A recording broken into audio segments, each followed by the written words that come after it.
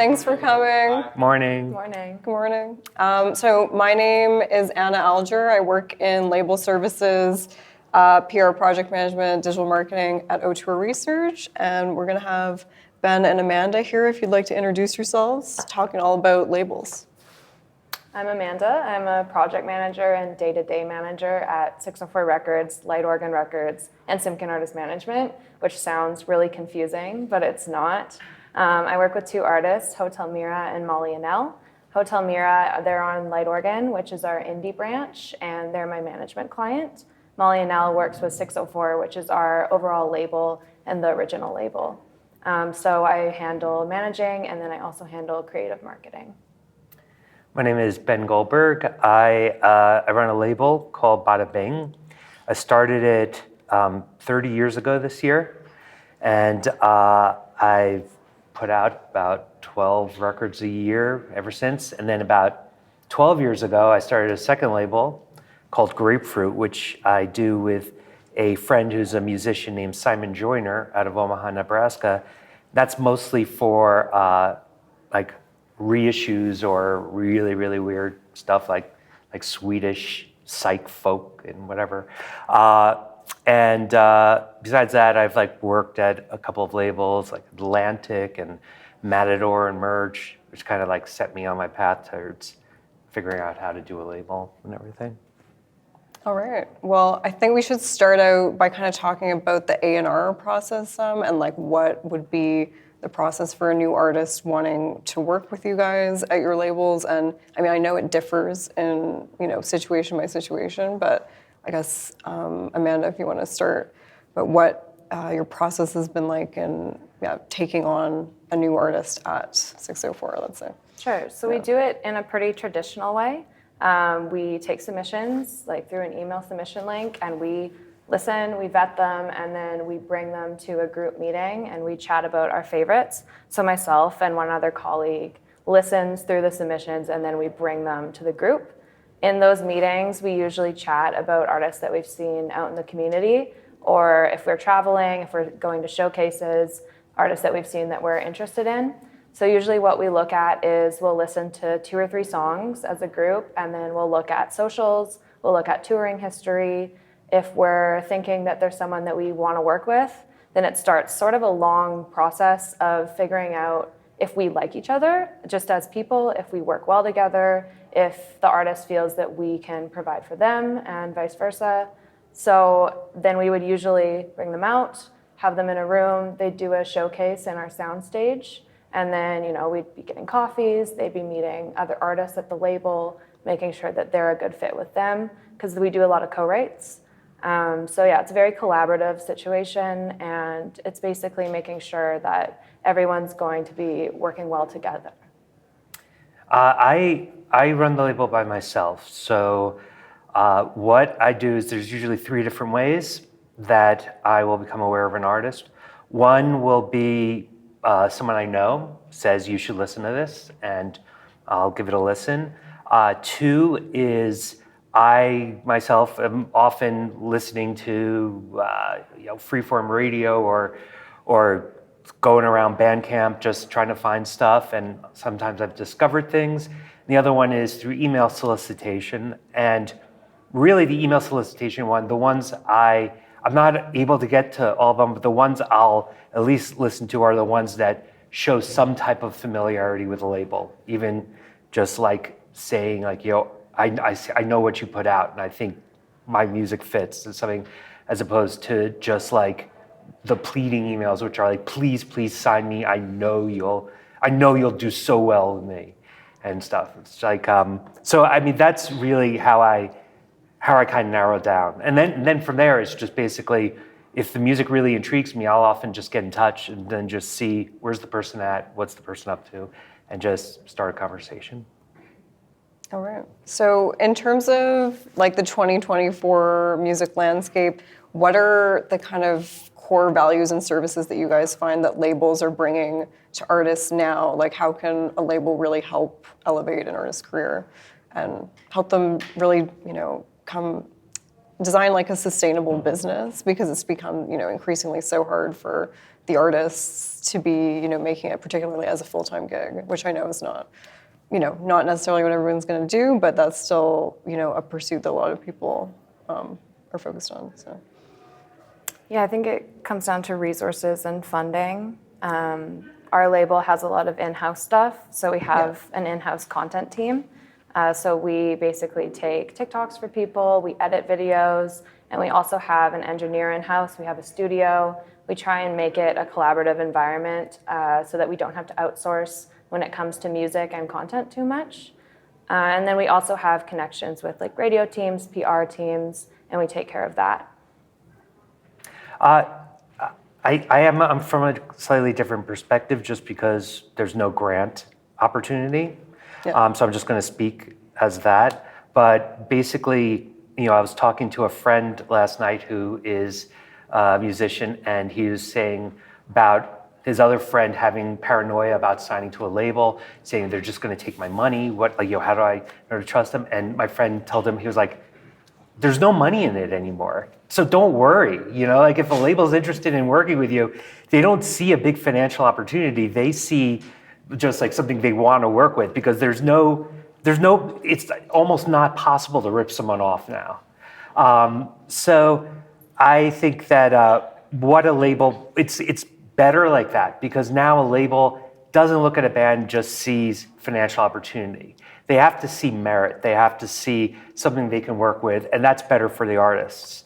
I think that artists, not everyone needs a label, and what a label provides is it provides you with somebody that can join your team, that if they get what you're doing, they understand what you're looking to do, and they're looking to properly help you by the type of artist you are, help you to succeed and do better, then they're going to be your advocate. There are really two types of labels. There's labels that every label wants, if they're putting out your music, they want your music to make a lot of money, make as much money as possible. So there's that kind of label. There are also labels that want you to have success as a career artist. That's not every label. At the base, my job as a label is to sell records, and that's how I sustain myself. But and you find this by talking to them. Some labels will be like, I'm not just worried about this release. I see the long tail of your career, and I want to help you to develop over time. And we're not just looking for the immediate catch, the immediate grab, but how do we make it long-term? And I think that is a very important distinction, that if you ever are talking to a label, that if you find that they're speaking in that way, then that's someone more possible that can be very helpful for you. Yeah, I think that what we've found at my company as well is you have these short-term goals, but you're always thinking long-term and thinking about, the actual ability to also, okay, this record did really well, but how can we grow from that? How can we set up different tours that are going to help sustain that and facilitate collaborations and not have someone kind of be boxed in by a short-term thing? And I mean, with the way that the music industry is now as well, the kind of rolling cycle. But you're also trying to manage that with it not being, a kind of burnout factory for the artists, which is why it makes sense to have support in-house with doing things like a lot of the promotion and marketing, because a lot of that is pressed onto the artists now. So. I think a good thing if you're in discussions with a label and talking with them, I think it's very good to ask them, what do you see as currently a weakness of ours that you could help me with? What am I currently not doing that you feel you could assist me with doing better? And if the label really is paying attention to you and is listening to you and knows the type of music you're doing and is getting a sense of the type of people you are, then they should have some suggestions about what you can do and how the label will be able to help facilitate that and how they can take steps to do that. So it's less, in the old days when there was a lot of money involved, it was like my way or the highway with the labels. The labels could say, you have to do it like this, otherwise there's no way you can have a career. without being on a label. And now it's much more symbiotic, and it's much more a matter of saying, okay, how can we help you to make you better so that we succeed as well? And that's an advantage for the artists right now. Yeah, I think it's a lot about how can we take something off the artist's plate that's actually going to help support them and facilitate specific goals. So, like, you know, kind of carrying on from that, what do you guys find is most useful in terms of, you know, the communication style, or what you need to establish with an artist to have like a long, fruitful, sustainable relationship for the artist and their business and their creativity, as well as for the label's sustainability? Because I know, you know, not, you know, some records are going to sell more than others, you know, some tours are going to sell more than others. And so you're trying to balance that business side with the creative side as well. I think it comes down to an understanding of what an artist wants specifically. Everyone is different, and it needs to be a collaborative effort to understand where the artist sees their trajectory of their career. It is so much now where an artist can come to a label and they'll say, this is what I need from you. It's less, this is what you need to do for us. I think it's important that, you know, we are working with artists that are putting out albums for the first time, and they're figuring out their story and their footing, and we're kind of learning how to shape that. And then we're also working with artists that have been touring for years and they know what they want to do, and that becomes a process where I see what I can do for them, and they sort of bring their knowledge to me, and it becomes a working relationship.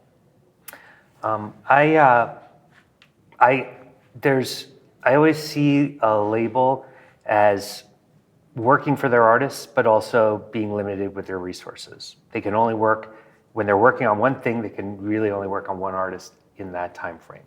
And every day, everyone who works at a label, it's like, what am I going to work on now? What needs to be worked on? If you have something on your label that's having a lot of success, there's going to be a lot more to do, because you're getting a lot more emails, you're getting a lot more requests, you're getting a lot more things in. So what happens to the other people on that label who aren't having their takeoff moment? How do they get in there?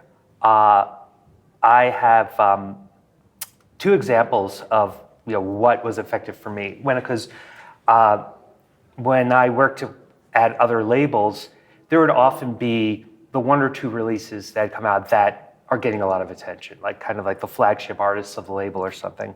And then there were the other artists. I once was working on the reissue of a punk band. It's a band called Honor Roll. And it was a reissue CD a long time ago. It was just a CD. But it was not the kind of thing that would get press, as opposed to a band that's touring, as opposed to a band that's out playing. Here's just a reissue record. So it's not getting as much press. But the guy in the band would call me every Wednesday. He'd just call me and say, hey, so what's new? What have you gotten? And I knew every Wednesday that he'd be calling me and asking me for an update. So through the week, whenever I had a moment, I'd think like, shit, I got to get something for Honor Roll. I have to be able to tell them something, or else it's really embarrassing for me to say, oh, nothing to tell you. So just that very simple act of being like, I know you're going to call. He was always very polite. He never gave me a hard time. He's always like, okay, thank you. But I knew it was coming, and I knew I had someone to answer to. So saying that communication is so important, relationship is so important, and constant communication. I was talking the other night at Ranchman's. Yes. We were talking about how there's two ways you can look at a label, okay? You can look at the label as being either your plumber or your interior decorator, okay? The plumber, you go over, you're like, the bathroom is flushing, the toilet isn't flushing. And you're like, go work on it. They go into the other room, work on it, you continue doing your thing, they come out and they say, it's working now, and you're like, okay, thank you. An interior decorator comes to your place and they're like, what about if we put some plants over there? And you're like, no, I wouldn't want that there because it would annoy me, da-da-da-da. And you're telling them what works for you and what things are proper for you. You want to treat a label like an interior decorator. You don't want to just entrust them to everything and think they're the professionals, they're doing their job. Let me step back and stay out of their way. You want to be involved. This does not mean hounding them, does not mean harassing them. It just means keeping up communication. It's that easy to maintain people thinking of you. Because I had another artist I worked with, this band Matmos, and they were just the friendliest, nicest people. I really liked them, very charismatic, very kind.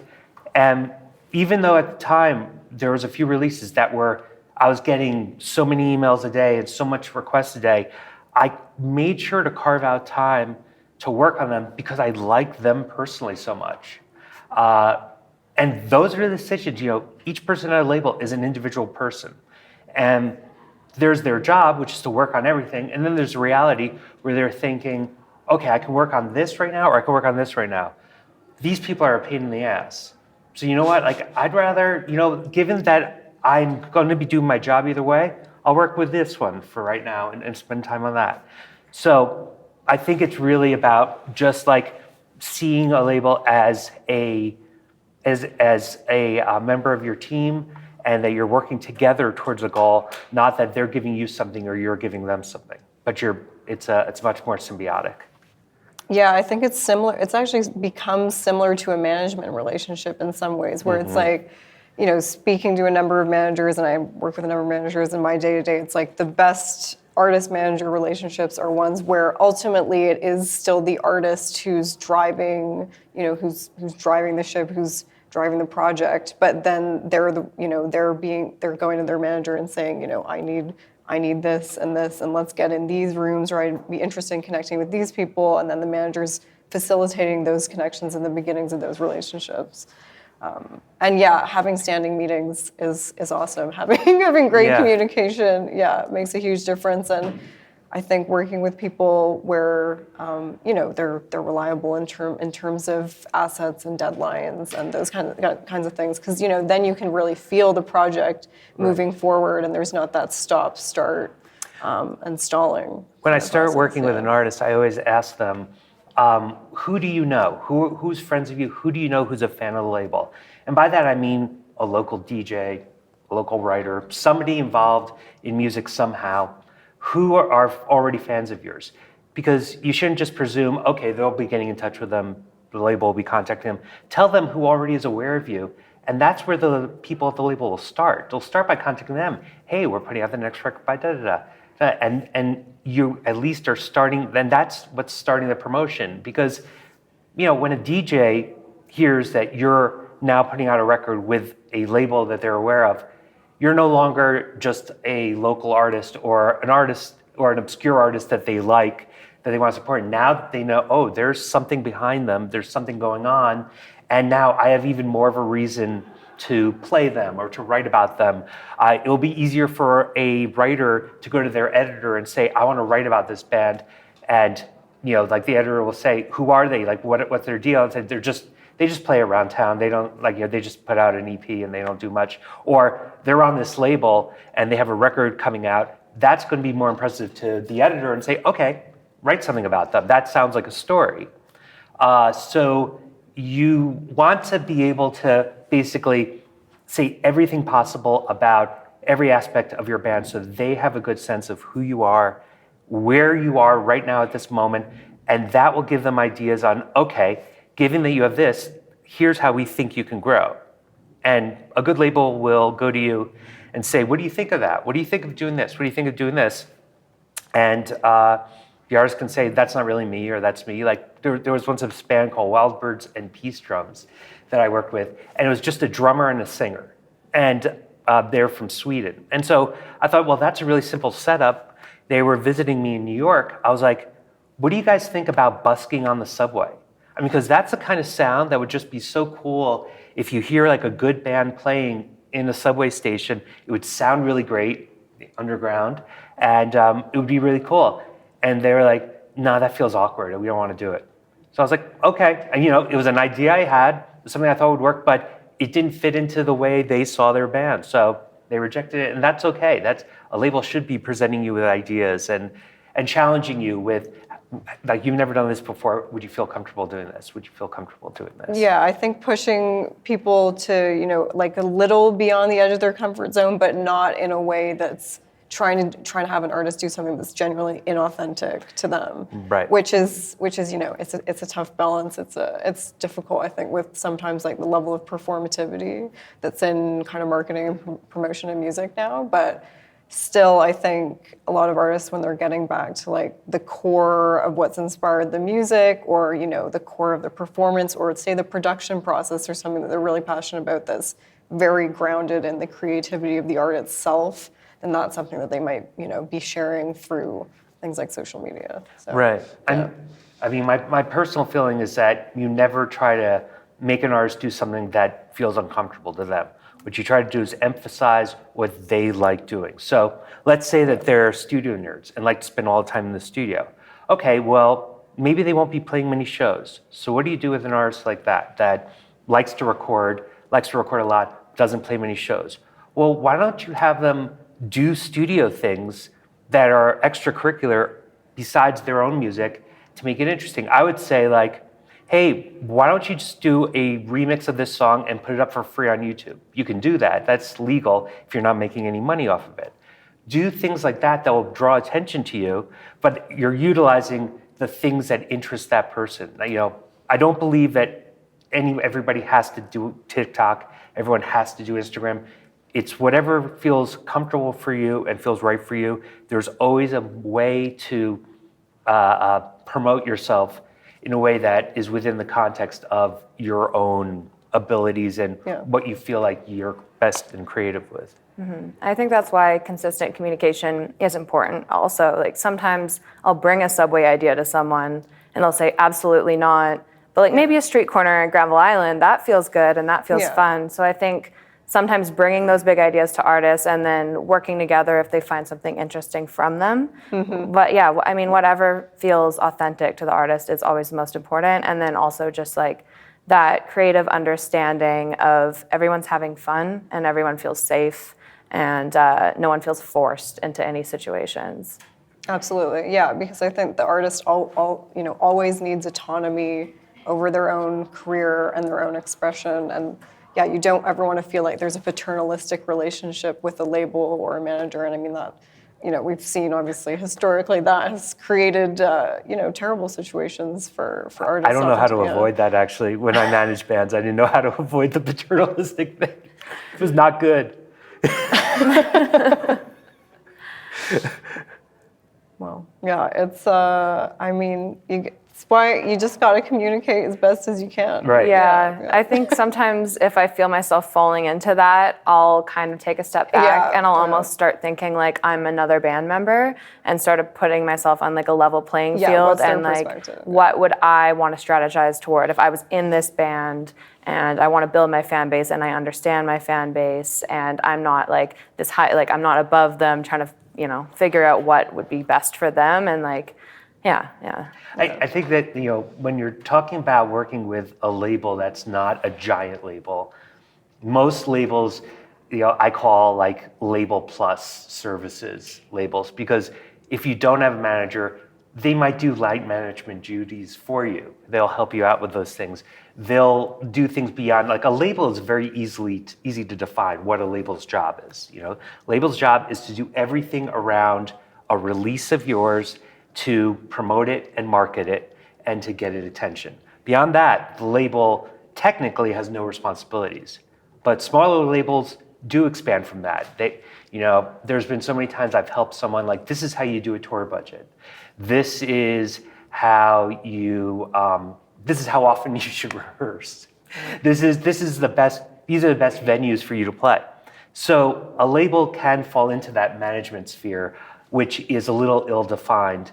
And I think it's very important to, when you get into a close relationship with an artist, it's very easy for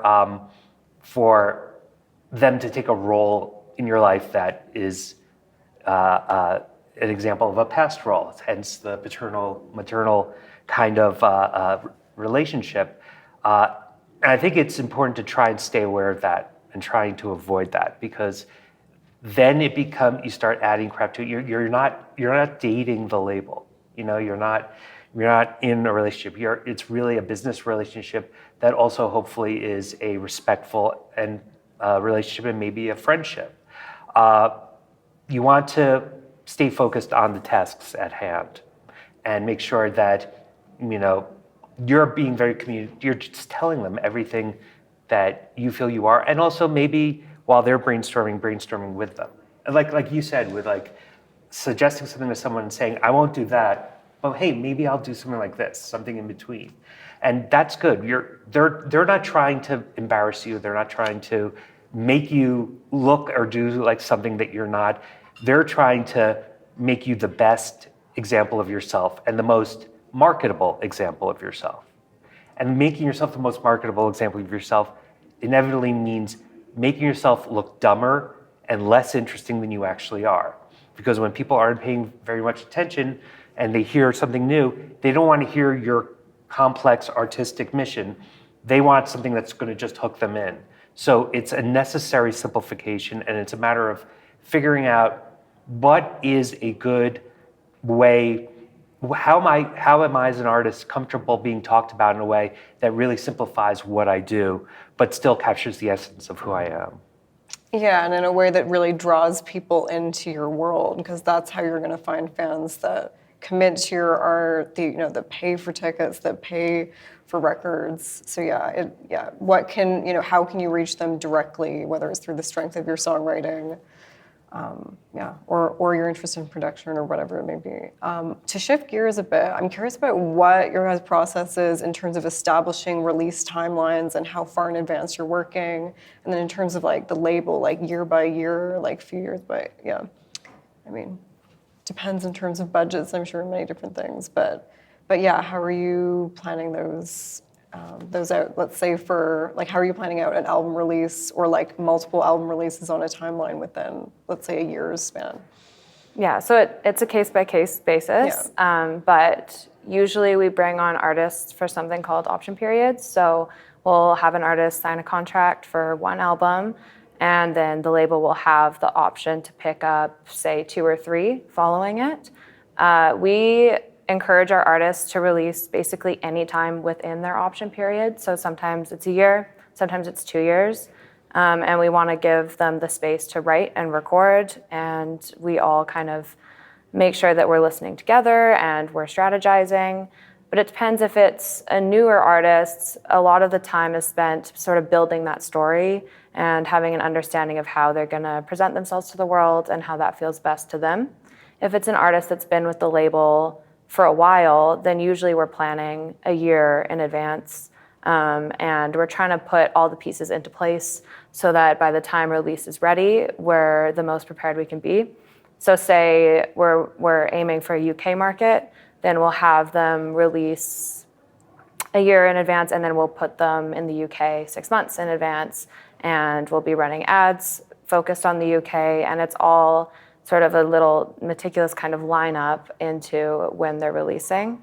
But obviously, like with our resources, we have to figure out what angle we want to go for, and then that's usually what we put everything towards. We're very specific with our releases, because you have to be. I'm jealous of that because Yeah. because since I'm the person at the label and it's basically me and interns who are helping me, I don't have the systemization as easy to put together and saying like, well, we have to do it this way. We have to do it in the structure for us all to like be most successful. So I have like a bunch of artists, for instance, that I'm almost definitely going to be doing releases with in the coming years. There's the artist that hasn't even recorded anything yet new. I just know her past stuff. I love it. And I've talked with her and said, the next time that you're working on something, please let me know. I'd be very interested in talking to you. So that's something I just keep in mind. That's going to happen maybe later next year, maybe not until the year after. But I'm just like, I just want you to know I'm interested. Then there are the artists that are currently recording.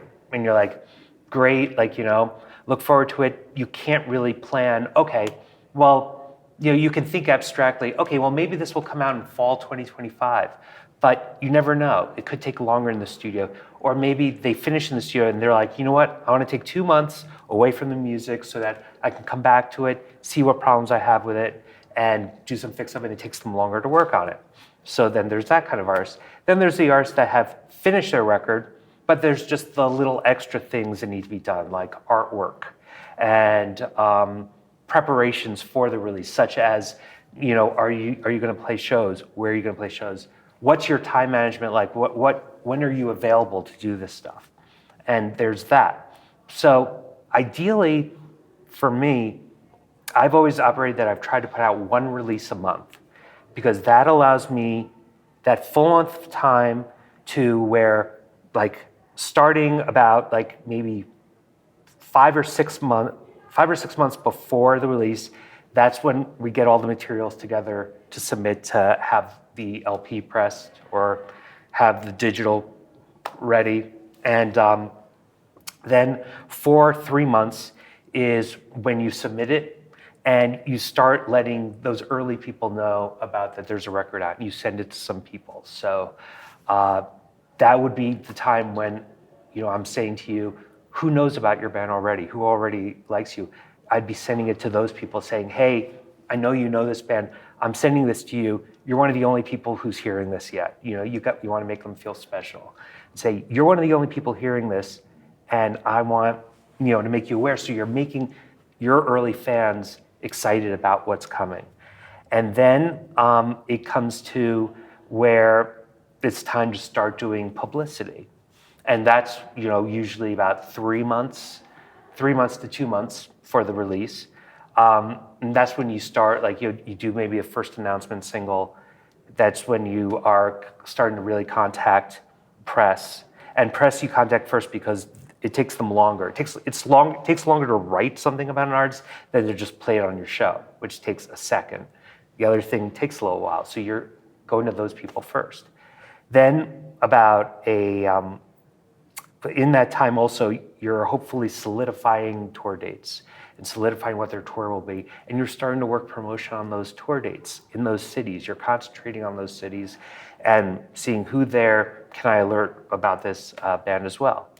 About a month beforehand, you start working on radio. And you start sending out to radio stations and trying to get radio station attention. You also start talking to retail and start preparing them for it and say, this is coming up, this is happening. So that's the ideal process. But like I said, everyone operates at different speeds.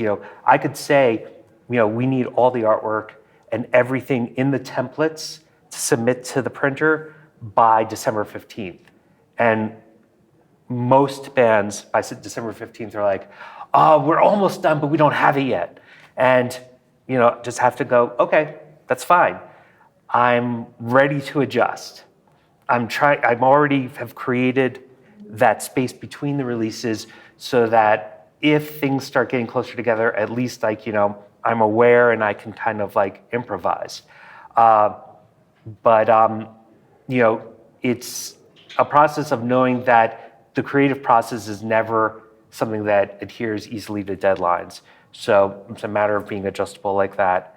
And that goal of putting out 1 release every month, like, almost never happens because of that. So really, it's a matter of trying to put this structure in, knowing that structure almost definitely will be fudged. And then just like doing what you can to maybe now if you realize that the release has been pushed back and it's close to this next release, I might try to get a lot of things done earlier with this release before I move on to this release, because I don't want to negatively affect the release that is staying on time and doing things properly because this release has been pushed back. So I try to get through that stuff so that I do the proper timing with the other release. Yeah, so shifting focus is necessary to make sure that you're not creating a delayed kind of cascade effect. Yeah. I've worked at labels that have literally said, we don't have enough releases for the fall. We need to find another record or 2 for the fall. and they'll do some last minute signings of bands, not necessarily because, oh, like, I love this band, but because it's like, we need to release these records because we need to meet payroll and we need to meet our financial obligations. So they will do a quick look and rush. And there are times when labels are hungry to find someone. You can't tell when that is, but what it means is that keeping in touch with a lot of labels, trying to stay as much as possible in their awareness is very good, because when that time comes, you're getting the opportunity to work with them, and they are there with their resources. It's like they don't want to waste their publicists, they don't want to waste their project managers, they don't want to waste their radio promoter. They want them to be working on something all the time, and it ends up being you. And that's a good thing. Do you ever have that? Not with us. I think we're not. we have a relatively small roster, and we're pretty consistently like writing and releases, but I've definitely seen it before. And I think that's great, but it can be dangerous because then you get all of the attention for a limited amount of time. And if you're planning to be with a label for a while, or if you say put out a single and then you want to put out a full record, they give all of their resources and attention to your single, and then they kind of leave you high and dry come record time. And I think it's important that if an artist is with a label, there is a relationship that is longstanding, and it has to dwindle sometimes just based on what you're doing. Like if you're not necessarily writing or working on anything, then I think communication remains consistent, and but the workload doesn't remain consistent always, just because you have to allocate your time to different things depending on what's being released. But I think, if you're working with a label and they're giving you everything right away, that can be a little bit of a red flag sometimes. Yeah. Yeah, you don't want things to just burn out really quickly. Yeah. Totally. So I guess in talking a bit about revenue, I'm curious, like the types of, I'm sure you don't have to, share any confidential information, but the types of deals in terms of, say, percentages or like profit sharing models that you're getting into with artists, and then how the, I know there's grant funding in Canada, not the case in the U.S., but the types of what the revenue streams are for the label, and also that the label can help facilitate for the artist as well. I know we've talked about that some, but yeah. So we offer like marketing budgets and recording budgets. So basically an artist will have a chunk of money to go in and record their music, and then we have a marketing budget. And usually it's just a certain amount of money that we know that we're going to be able to allocate to an artist, and then I would sit down, work with the artist, and figure out what works best for their project. So I usually encourage like in-house creation, or bringing in collaborators that you've worked with a lot and that you trust. And we kind of try and facilitate that creation in-house so that we can go and tour as much as possible and run digital ads as much as possible. But we really are putting a new focus on creative marketing. I think that got a little bit lost with COVID because there wasn't a lot of physical interaction in the world, and everything just turned into like online concerts and online ads. So like, for example, recently I had an artist, she really wanted to be at radio, but we didn't have the budget to run a college campaign or a local campaign. So we designed some pizza boxes, we did little pizza deliveries to the stations, she had a record in there, I drove her around town, and it was great. Turned out Chappell Roan did it a week later. I was like, no. No original ideas. But I think stuff like that, that's extremely low cost, surprisingly. I was shocked at how cheap pizza boxes are, but finding ways to do things that you're actually, you can create digital content if you want out of something like that, but you're actually talking to the people in your community, you're talking to radio stations, you're talking to labels, you're bringing her around to other artists and other managers, and stuff like that is, I think, the core of what good budget spending really is. That's really cool. That's awesome. I mean, it's funny because my financial setup and it's like, I keep it very loose with the artists because I don't have any money. So what I do is I rarely, if ever, for instance, give advances. I only occasionally help pay for studio time. I'm talking about, again, not having grants to help with that. My deals, I usually have two types of deals. One is like the old DIY punk rock way of saying a 50-50 profit split after costs. So after the manufacturing costs, if I hired publicity, if I hired radio and didn't do it in-house, any cost directly related to the release of the record counts as a cost. I make all that back, and then any money that comes in at all after that is split 50-50 with the artist. The other thing I've done is like I'm acting like almost like a management deal. And the way that is like, there have been times I've been in other countries and I've really liked a record and they're not getting distribution or any attention in the States. And I'll say to them, I'd really love to help you get some attention in the States. So if you send me records, I'll get my distributor to distribute it and I will do promotion on it and I'll do everything on it. But since I'm not paying for the pressing, it's costing me a lot less. What I'm going to do is I'm going to take 15% off the top of any money you make in the US. So my earnings are in line with your success. And I feel like that's fair because if you do really, really well, then I'll do well with not having had to risk a lot of money. And if you don't do well, that's okay. I've put in my time and I've put in my work, but you've still had the chance to get some distribution in the States, hopefully some coverage, and I'm still sending you a payment. So those are like the two deals I usually do, and I've found that works really well. That works very well because it's pretty simple, it's pretty easy to explain. It's like when I send a royalty statement to someone, I can go through it with them very easily and say, see, this is where all the expenses were, this is where all the earnings are, and this is where I split up the profit. So that's how I usually do it, being a very small label and working that way. So regarding distribution, so you're talking about having distribution throughout the U.S. I'm curious, what type of distribution do your labels respectively offer, and also what type of distribution do you think is most beneficial to artists? I know that we've seen sometimes that, you can get on some big editorial playlists with not having major distribution, but B, sometimes those playlists don't seem to always be carrying as much weight as they used to as well. That being said, you can be dealing with a far more professional, timely, better customer service distributor when you have, say a deal with Universal or ADA or someone big like that. So, yeah. Yeah, there's definitely a lot of gatekeeping when it comes to playlisting. We do have a physical distribution deal with Warner, so they handle a lot of our vinyl and we work with them. When it comes to pitching to DSPs, we do all of that in-house. So we have a DSP person and she communicates with all of them.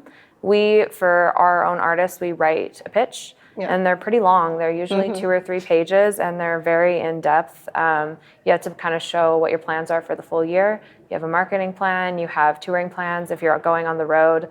There's a new section too where they have a little TikTok area, so you have to kind of put what the artist is planning to do on TikTok. If you're not doing TikTok, then I just put, not applicable. You don't have to do it, but it is basically a space where they give you the area to put everything that you're doing.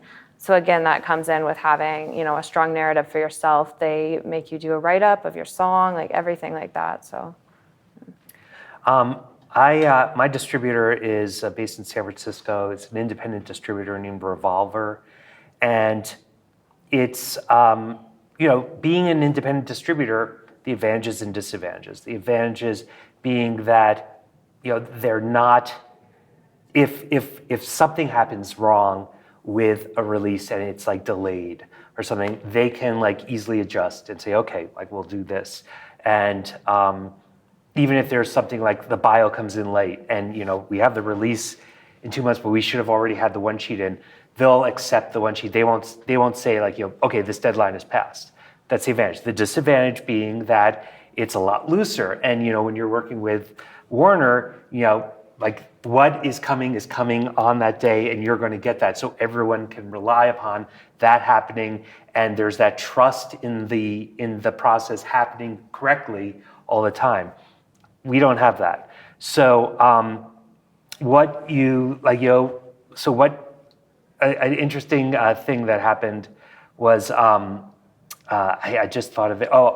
I once had a meeting with Spotify, with the Spotify marketing department, and I was so excited because Spotify, I don't know if you've experienced this, but this might be different in Canada, but about 4 years ago, they just stopped talking to labels. Oh yeah. Yes, like before it would be communication, I'd be talking with the rock editor. They've also cut their staff in Canada pretty recently. I mean, as of a number of the DSPs. So yeah. So yeah, like suddenly it was just like, you're not going to hear back from them. So I was really excited because I was doing a release that was like important enough that we were able to like have a meeting with them and talk to them. I was like, I can't wait to find out some of the inside workings, how things go. And it was the shittiest meeting I ever had. It was, if you guys have ever, I know you've heard this term. How many of you are familiar with the term best practices? Yes, best practices. That's what they kept saying. And then I was like, okay, like I was ready to be like, how is best to present something for a playlist? How is best to, what are the inner workings? And do you know what they said? They were like, well, when you have a single coming up, it's really good to post on Instagram about it and tag Spotify about the release and about how you can listen to it on Spotify. We have a special service called Marquee that you can do, and you could do the Marquee, like everything that was you already know. That's all they told me. So what you basically are doing with the DSPs and everything is like, my idea is like, what I do is I'm basically sending emails out, sending out pitches, sending out things. I'm saying, please God, I hope someone reads this. Now, like, there are times because we work with services where you can send out links to advanced records and you can see who looks at them and who is actually, how many songs they've listened to. And you can also use like Streak for email opens. But yeah, you can see that in some of those backends. Yeah. So that's good info. So, I mean, I actually do see sometimes people at Spotify have listened to the record. So I'm like, oh, thank God. But it's very interesting how, they're very mysterious about how to be best marketed to. And that is something that labels don't really know either. But the fact is that the label, and maybe also their distributor who has digital people, they're also working on your record to get it as much as possible in front of them so that they're aware of it. I mean, because after all, it's their job to know about every release coming out. When you get down to it, it is not a writer's job to know about every release coming out and covering it. It's their job to do a review for a record, do coverage of a record. But a DSP, it's their job. So in a way, you're just like trying to facilitate them to do the job they should be doing anyway. And it's just try and think of every opportunity to do that as possible. Absolutely. Well, I'm wondering if there's any questions from the audience about label stuff. Yeah. Speaking of best practices, you said that when you guys are pitch, you guys are able to have 3 pages of pitching where you're able to provide all the information. As independent artists in the room, we have, I believe, 500 characters. Yeah. So what do you feel, both of you, would be best practices in the sense of like, what should we as artists be providing to have the best success with our pitches? Like, should we be focusing on marketing? Should we be focusing on what the song is about? Like, because I hear different things, so I'm hoping that you guys might be able to provide some insight. Yeah, I mean, a lot of the times those pages, they're broken down, right? Or DSPs are going to get overwhelmed. I mean, it's hard. Every person that you communicate with at a DSP is different, right? Like, they're looking for different things. I would say go with the point that you find most interesting to you and make that your leading point. I think that'll feel the most authentic and that'll grab the attention the most. Like, don't try and figure out what the DSPs want to hear, because that's kind of what a lot of people are doing, right? So they're hearing the same thing over and over. I do love a sentence about what a song is. It doesn't have to be anything crazy personal. It doesn't have to be anything super introspective, just something that you feel defines what the music is that you're sending. And then that kind of is your hook, right? So I think, I couldn't afford it anymore, but do you use Muck Rack? no. Okay. Do you use Muck Rack? I'm familiar. I'm trying to think if we actually. Oh yeah, I have used it. That and like Rocket Reach and stuff like that. Muck Rack is a service that a publicist or labels can use.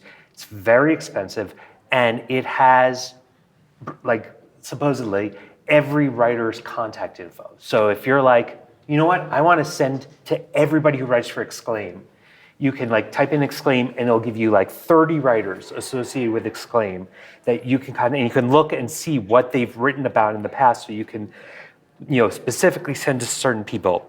Very useful. One of the services it has is if there's a pitch, you can send out a pitch through Muck Rack to whoever you want to send it to. And they have an automated service, and whenever I'd write in a pitch, it would always say, your pitch is longer than the average pitch. You should cut it down. And that was actually pretty instructive for me. And I realized people don't have a lot of time. They're not going to spend a lot of time looking at your pitch. So I really think that the best way to put together a pitch is by figuring out what is the most eye-catching things about what you have to say. So if you have a song, this is a song about a difficult relationship I was in, and we tried to work through it. Not a very interesting thing, because there are also a lot of songs like that. You could probably describe the song a lot better and make it a lot more intriguing. What's better? What is better at getting that someone who's on the panel for the Junos, wrote you a letter and said, I really love this, or that you got a write-up, in Calgary Sun. That's the newspaper, That right? is a newspaper. Okay. Yes. And so what I would do is I would send it to your friends, just your friends. Send it to people you know and try out different things and say, which of these things jump out to you more and would make you more want to listen to me and listen to my music based on what I wrote you? And sometimes like a song or an album has a great story, and the story is enough to be like, I want to hear how they made this. And sometimes it's like, whoa, they toured with this person, they did a show with this person. Wow, that's really fascinating. See how your friends react. It's just a normal human reaction, and the people you're sending it to are human as well. So get a pooled collection of what you think people are responding to the most, and then articulate your pitch based on that, and lead with the thing that people are most intrigued by. I see a pitch as being kind of like the way you're supposed to write a newspaper article, which is headline, lead, first paragraph, a complete summary of the story, then going in depth. So what's the most important info about you? What are the most interesting things that have happened with you? Then a paragraph of like an overview of, we've had this, this, this, and this. And then going into, because most people will just read like the headline and the lead, or just the headline, lead, and first paragraph. So put all that info up front and then go more in depth below, and just know that not everyone will read the whole thing, but if the info's there. I don't actually know if you agree with me on that. Oh, totally, yeah. Okay. I assume that people aren't reading everything I send. I assume it's usually first sentence and then the standout sort of like key career things. I basically put the information there just to make it visually appealing. So yeah, definitely. Yeah. So just following up on the fact that people don't read. This is like so much competition for attention and content right now. So as you're talking about the release schedule, I'm thinking about, have you started shifting the weight in terms of how much pre-advertising you do or pre-promotion you do in relation to the post? usually used to be like 3 months post promotion release and then maybe a shorter lead time afterwards. But I'm saying like, are you seeing that more people are focusing more on the post once? Because once you see content, people usually don't remember the day that the song is coming out. So some people just give you a day or a week before the release is done, and then right away they focus on the post just because the link is out and the news and all that. Are you seeing any shifts in how you rate people on your side? This is a question for you. Yeah, I mean, when I mentioned releasing a year in advance, that means everything is done. Like we go through the process of writing, recording, artwork was going to be ready 2 weeks. Now it's like a month, it's 2 months, you know, it's complicated. When it comes to advertising, I still am skeptical that something is going to be released 3 months before that we want it to. Everything is always changing. Like an artist might want to change the artwork 2 weeks in advance. Like you just don't know. And I think as a rule of thumb, I usually do like a month out and I keep it pretty vague. I also like to run Spotify ads on an older project, maybe a month or 2 months in advance, just to boost the algorithm a little bit. And I find that to be really helpful. And then once the new music is released, it's more accessible to people that are listening to them. I'm kind of in an interesting position because, you know, like the way I just described my distributor kind of describes my label too, in that there are things I don't do that people normally do. I don't do ads. I just don't believe in ads. I don't think ads are effective, and I don't think that they have as much influence as word of mouth or someone like that you know telling you this is really good, you should listen to this. So most of my marketing is based on getting those initial people who are music, you know, like obsessives who are always trying to listen to new stuff and we're looking for things to become obsessed by and tell everyone they know about it. So I don't do ads.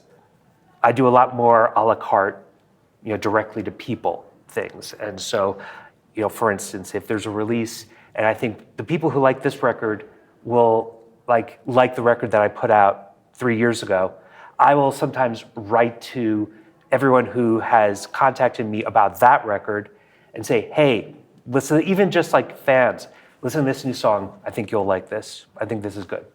I have always believed in that, in the idea of it being word of mouth. And my reason is because I don't want that big spike and the big drop. When you get put on a playlist, a Spotify playlist, and all of a sudden your streams shoot up just for that song, that's known as passive listens. What that means is that someone put on study music and and your song came up and then they went on, but they're not really paying attention to it. They're just like, that fit my mood right now. That's great. And then they went on. You got the stream credit, but that's not someone who's going to be aware that you still exist. They just heard your song.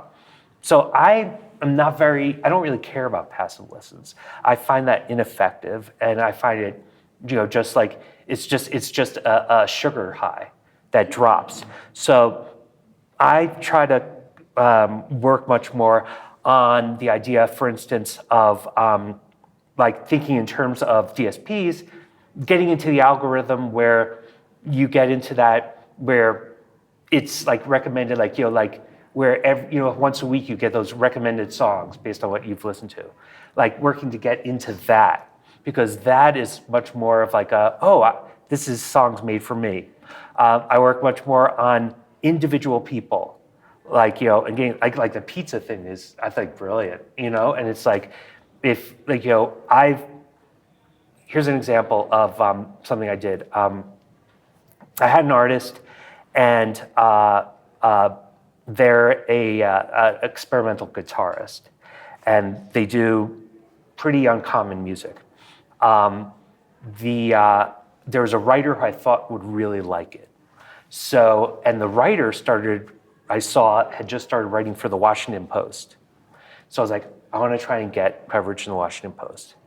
So I went, the writer had written a book, and I got that book and I read the book, and I wrote them an email and I said, I really think this artist has a very interesting story and something that's very good for you to write about. And I thought of you because I was reading your book, and you have this passage where you talk about this. And I think that directly applies to what this artist is and who they are and how they're operating. Now that was like that took me time. I could have written 20 pitches in the time it took me to put together that one pitch. But in the end, I got that Washington Post article because of that. So I really believe in that. I believe in just focusing in on those people, and that can happen in the lead up, and it can also happen in the post. So I'm not as concerned about that as much as making sure that I'm promoting that could hopefully have a long-lasting effect. Yeah. You're over there? Yeah. So this one's a little bit open-ended, and it goes back to you guys talk about it's the difference between like a label relationship and like a management relationship. I think this festival is a really good example, and like maybe Western Canada and more general, it's like a ton of really good bands that don't have management. And what you see as a result is like you can get a lot of work, you can like tour around, you can play like independent shows, but like maybe you don't get the shows that like move the needle, I guess, in terms of like streams or like exposure. So if you're someone at a label and you find a band like that, like someone you really like, this is where I see like maybe that line between management and like a label becomes a little bit blurred. As you were saying, like as a label, your goal is to like essentially make the relationship as like profitable, I guess, like as successful as you can.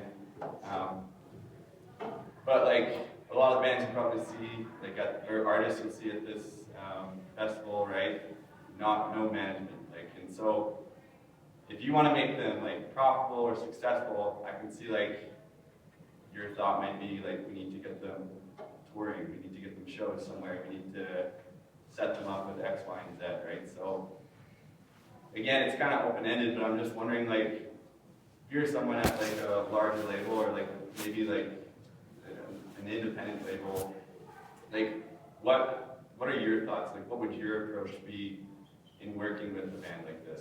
Because again, like I think, I don't want to speak for everybody, but I feel like a lot of people here are in that same boat, where they get a lot of work, but like making it just like to that next level where you're starting to move around and like boost your streams or whatever, your listens or your exposure is like a tough level to break through, I guess. So if you don't have management, like is that a problem? Like is that something you would maybe like set them up with management, or like is that something as a label you would see to take upon yourself? Or?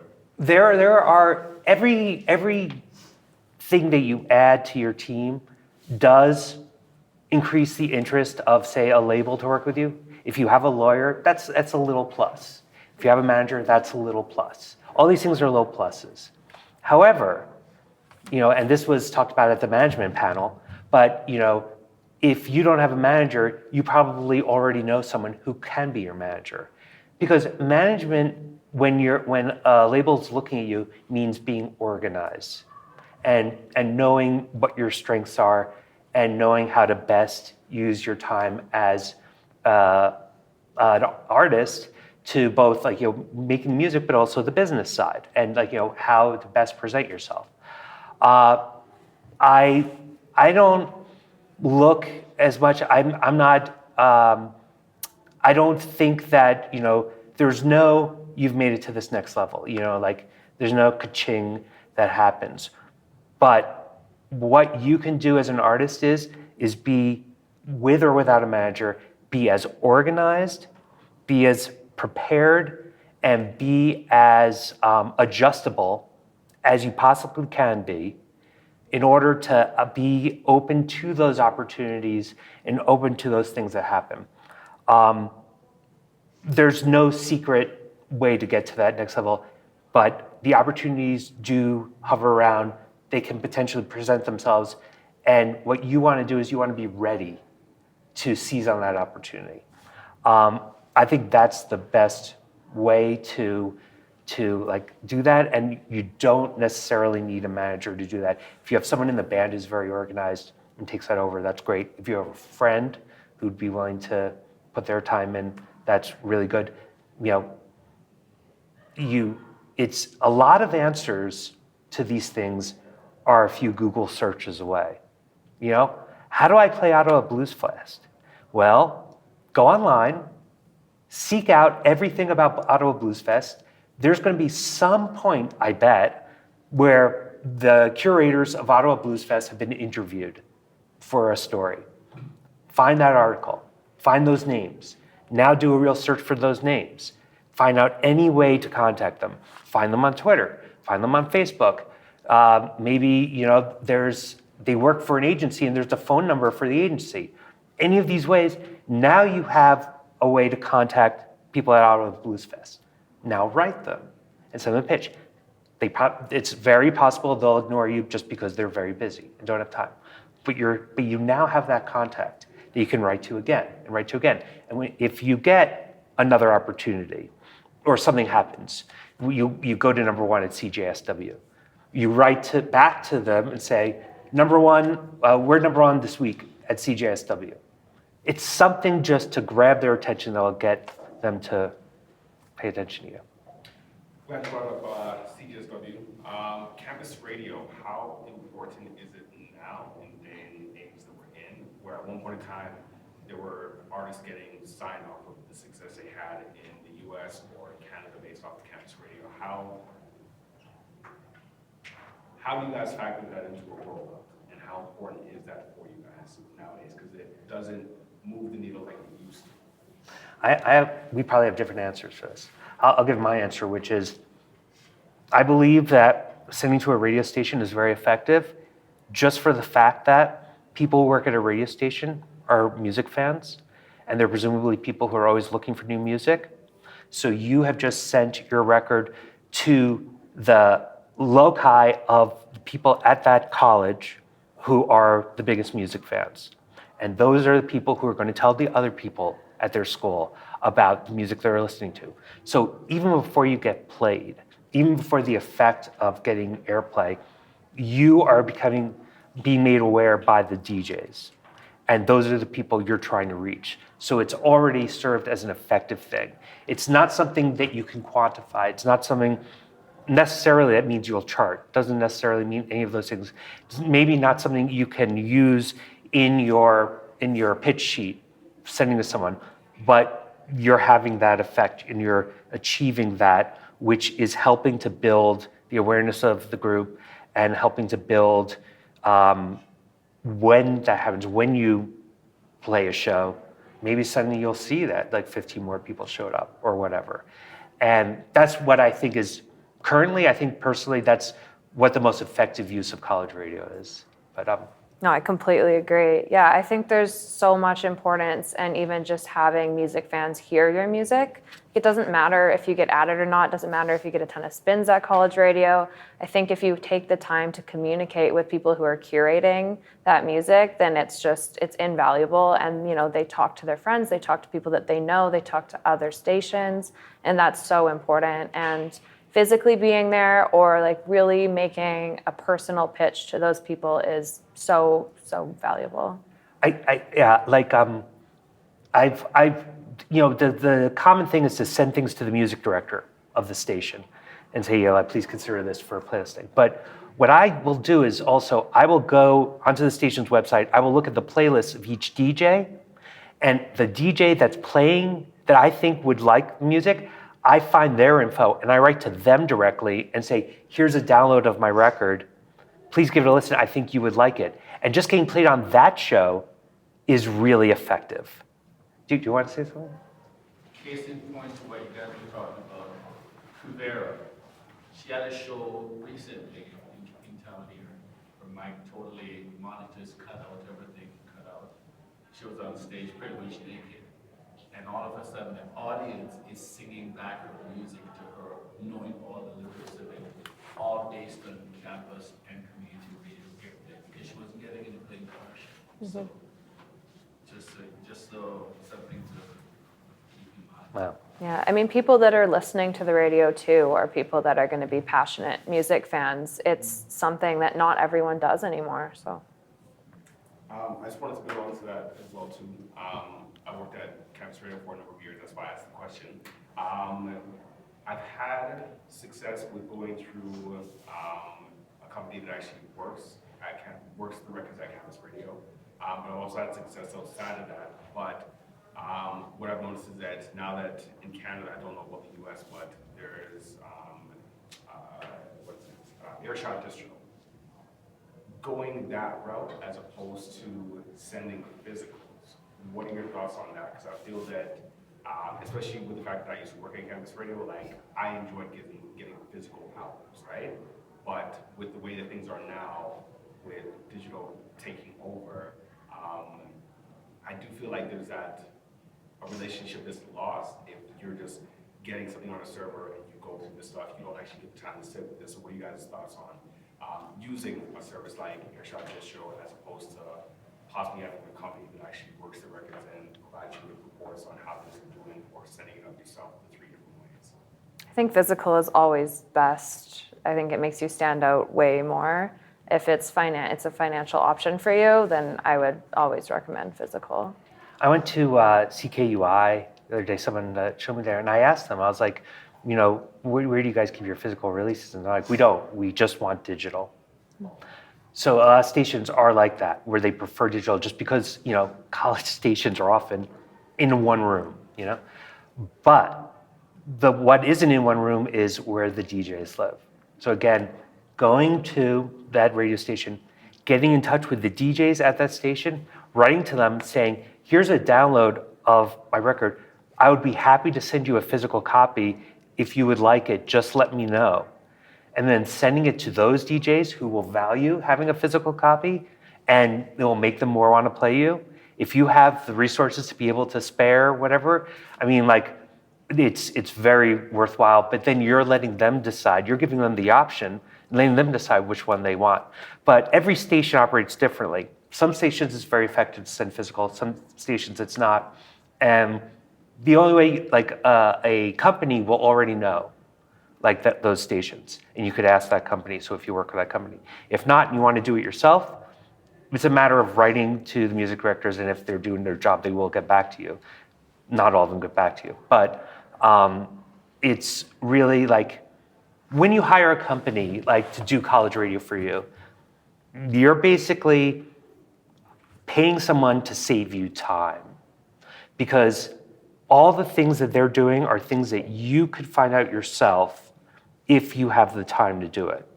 So you can assemble a great Canadian college station list just by going to the websites, finding out who the people are you should address to, finding out all this info, and sending them out and doing the follow-ups. The company already has that info, so they're just doing it.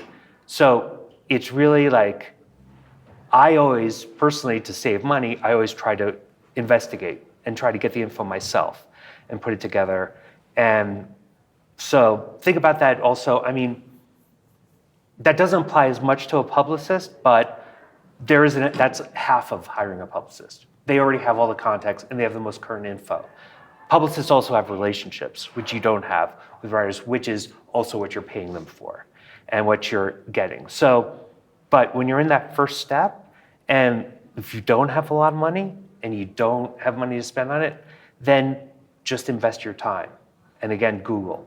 Just Google, and Google.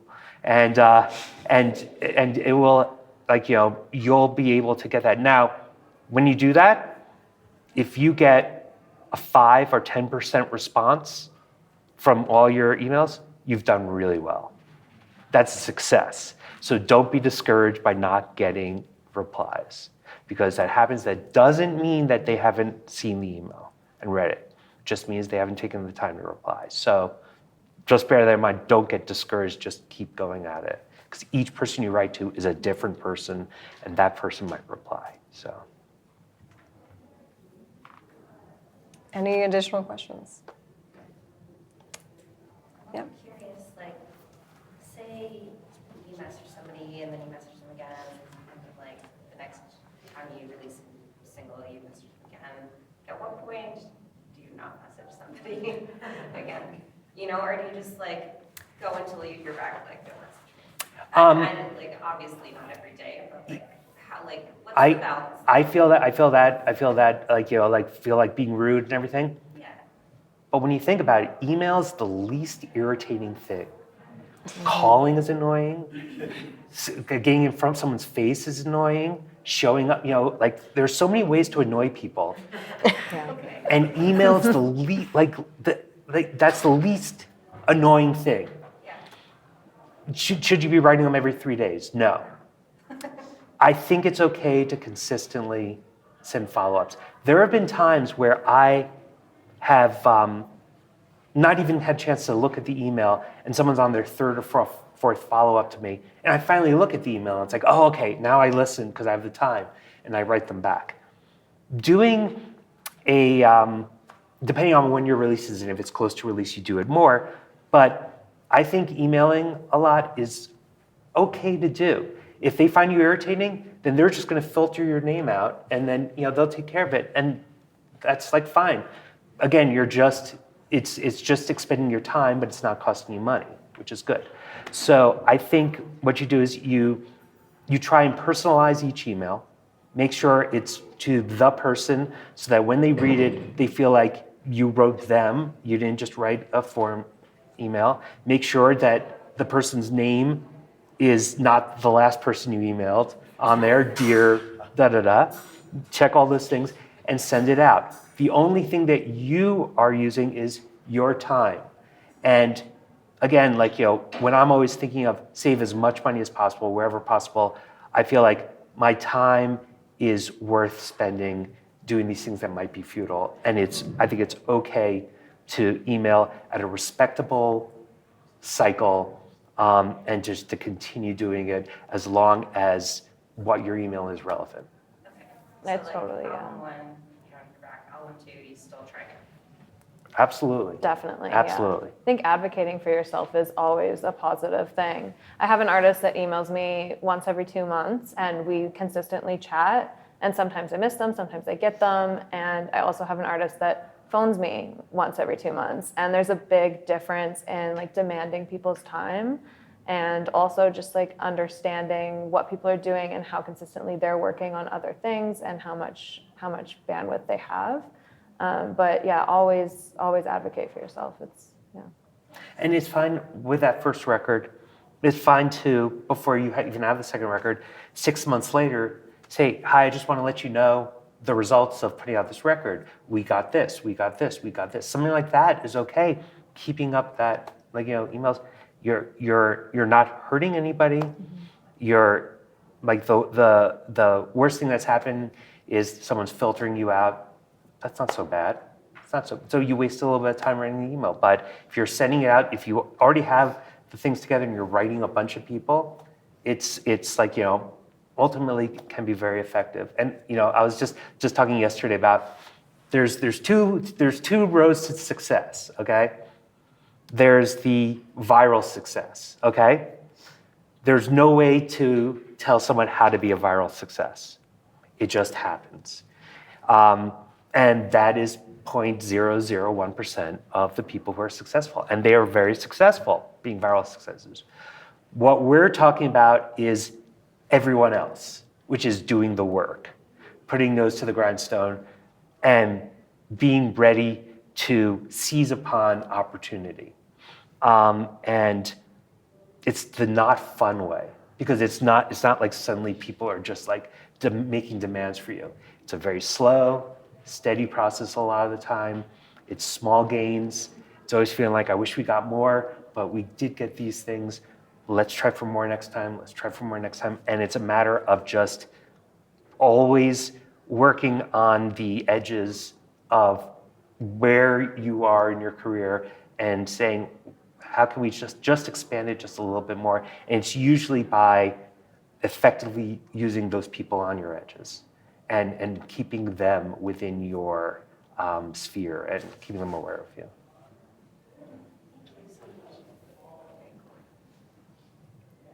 So what do you guys see as the kind of future of labels and the artist-label relationship?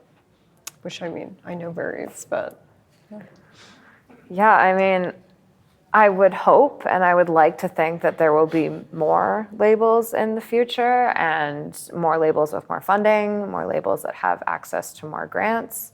I think a little bit less of a monopoly is really important in fostering community and fostering like actual geographical community as well. yeah, we're seeing the rise of artist-run labels as well. Yeah. And like that being a way to platform the community as well as use all those different networks and relationships forged by things like touring. Totally. So, I think that's awesome too, because those are the people that are out in the world and actually seeing shows, and they're playing shows with other people. They understand like the etiquette, they understand how bands play with them, they understand how bands record with them, and I think all of those things are crucial to running a successful label.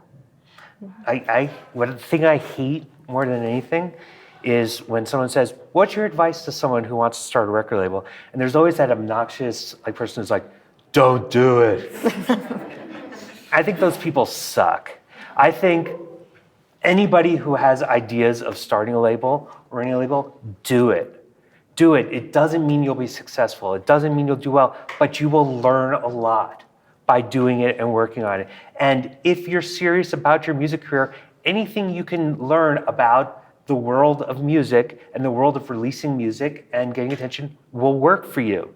Failure can help you. You can learn from failure. So I agree. Like the more labels, the better. The more like labels on that initial like level. Like we're not in competition with each other. We try to help each other. We know a lot of each other, and it's not like we're like saying it's us versus them, because every label offers something different. And it's really a matter of, if you want to make a label, say, what's my label going to offer that's endemic to us and true about us? What you do is you try and go after artists that fit what your abilities are and what your focus is. Not every artist is right for your label, and not every label is right for an artist. So anyone who starts a label on their own, I think it's great to do. I think I fully encourage it, and it just means, the more good people working for good reasons within the music industry, the better it gets. So, yeah. Any further questions? Are we? Okay. Well, thank you so much, Amanda and Ben, for joining us. Great insight.